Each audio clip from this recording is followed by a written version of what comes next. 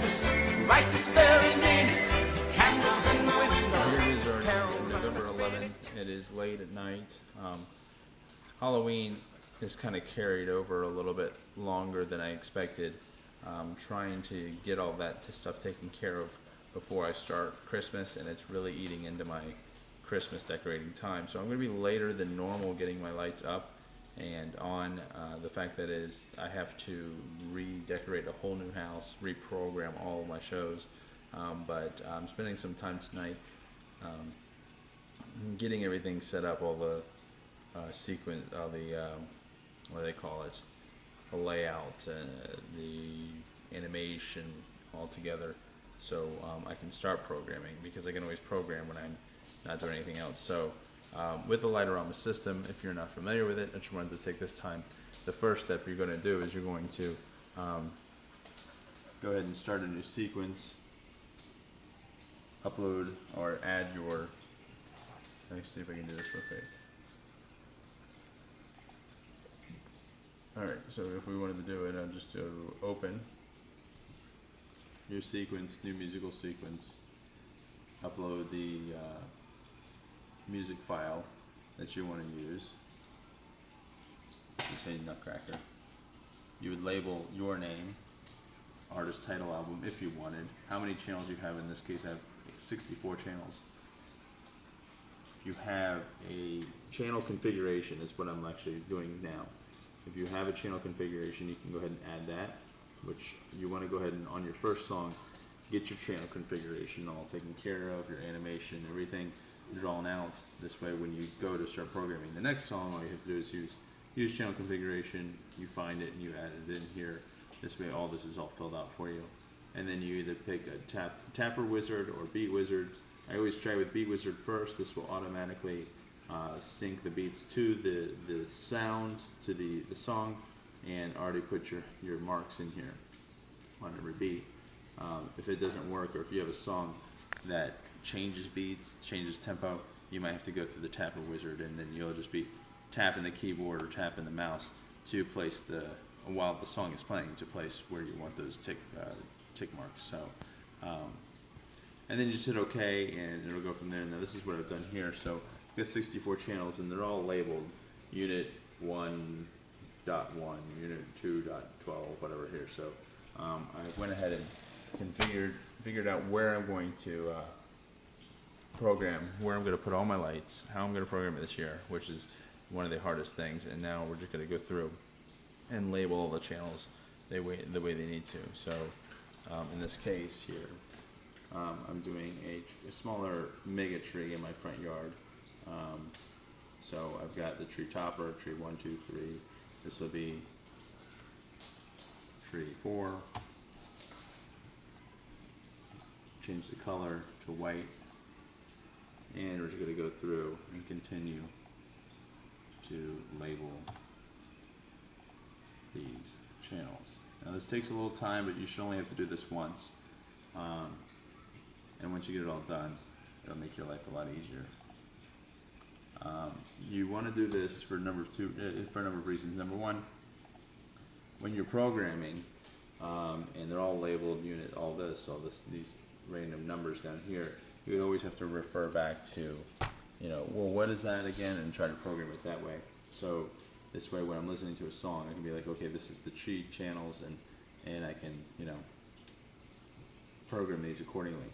Another cool thing about this is if I wanted to change, the circuit or the unit number, because this is all in order, box 1, 2, 3, 4, channels 1 through 16 on each box. You can actually change it. So if you're actually going to have, let's say,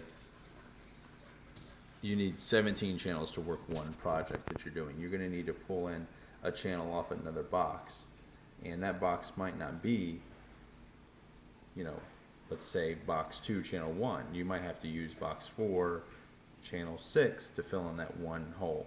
So you can actually come into this and say, okay, this unit, the tree number 7 is not going to be unit 2 number 14. It's actually going to be unit 6 channel 19 channel 16, or whatever the case may be.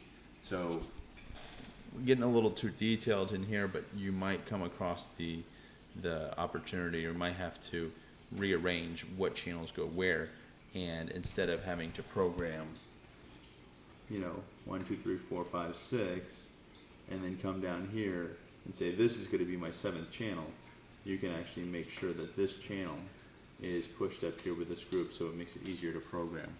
So this channel will be pushed up to this group to make it easier to program. And then when you print out your channel configuration sheet, it'll be marked there, and it'll have a little note that this is not necessarily. It'll have all the box labels right there with it, so you'll know that, okay, box 3, channel 14 is actually to go with box 1, channel 4. So a lot of this might not be making much sense to you, but once you get into it, once you start using it, if you haven't already, or if you're not familiar with the Lightorama system, that's how that works. So do your channel configuration. The next step will be to draw the animation. Some people do this, some people don't. I like to do it, and I'll show you. I'll bring up the camera back out once I start drawing the animation. So see you in just a split second. All right, now that I've got all the channel configuration set and labeled and color coded, you can change the color of the channel as well. Now it's time to go to the animation. Now, I've already got the animation open here, but I'll shut it down. You just go up to View, Animation, and it'll come up with this. Now, when you first open this up, it'll prompt you to add your photo of your house. Now, this is the picture of the house that I've taken.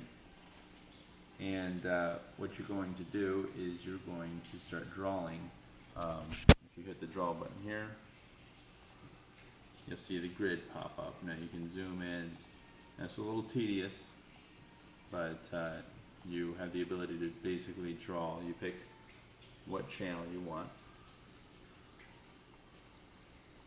Alright, you click it, right click will draw it, left click and hold will erase it, or you can click the erase button after you draw it. You can click the erase button and left click. I think I had it backwards. Left click here will, while holding it down, will erase it.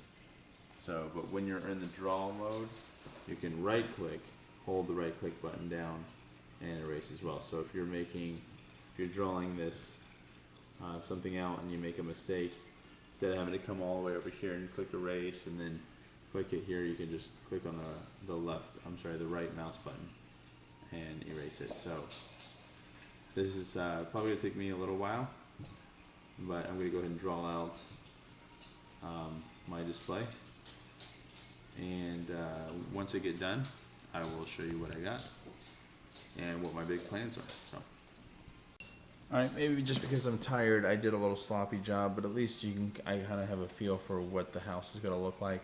I might go up and clean this up later, but it's going to work for now. When it comes to drawing your outline, you don't have to be completely perfect. As you can see, mine's not completely perfect, but let me explain to you what I've got here. We go up to the top here. I've got a tower. The tower is about 50 feet high. It's in the back of the house, so pretty much only 30 feet of the tower is showing. So what I'm going to do this year with this tower, if you've seen some of my previous videos, I actually made it into a mega tree. This year, I'm not going to make it into a giant North Pole. It's going to be a candy cane striped, spiraled, red and white going up, and then I'm going to build a sign that says North Pole across, 3/4 of the way up, if not a little bit more. So these channels right here are indicating the spiral that I've got going up. The red, there's 8 channels of red and 8 channels of white, and it's going to be spiraling from the bottom all the way up to the top. All right. So those are 16 channels. One box will be right back there. I'll take that away. And I've got simulated night on. I'll unclick that. I'll probably put it back on. All right. These white lights here. You see this big palm tree here, and there's another one over on the side of. Let me zoom all the way out. There's 2 palm trees, one here and one over here. This is going to be, I'm going to have to get a cable and string it between these 2 trees, and I'm going to have, this is about 50 feet long, And I'm gonna have 8 channels. 1, 2, 3, 4, 5, 6, 7, 8, and these same 8 channels over here, mirrored on both sides. This little circle here is actually a giant wreath that I have. It's gonna go right here. It's gonna be 8 channels in a circle. And these swoops, I'm gonna call them swoops, are gonna be 4 channels. 1, 2, 3, 4, all the way across. And that's what all this marking is. Now, right here I've got red and white peak, that's 2 channels, and then I've got red and white eve, I've got red and white windows, I've got my mega tree, which is probably only going to be about 20 feet tall here on the side. It's actually 10 channels. You got the star and then 9 channels in the middle, or vertically, horizontally wrapped. And then this right here and this right here, these palm trees are going to be candy cane striped. They're going to be mirrored. There's 4 red and 4 white, but they're going to be mirrored. They're going to be same 8 channels, but they're going to be opposite. So this one is going to spiral in this general direction, and this one's going to spiral in this general direction. So this one's going to be clockwise, this one's going to be counterclockwise.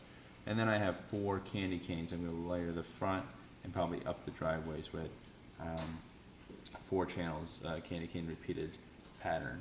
And that takes care of my 64 channels. There's a few projects that I'm doing for the first time here.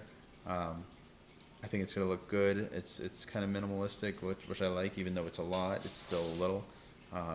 There's a few things that I have to do. I'm probably have to buy some more lights, but this is the jumping point. This is what I'm sticking to, and hopefully I'll be able to complete this in little time. Because I am strapped for time. I mean, it's already the 11th, and I usually come on the day after Thanksgiving, and I don't have anything up yet. I don't even have anything out of the garage yet, so let's see. This will probably end it for tonight's video, so I hope you guys follow along, subscribe, and like the video, and if you have any questions or comments, leave them down, and I'll do my best to try to answer them. Merry Christmas, everyone.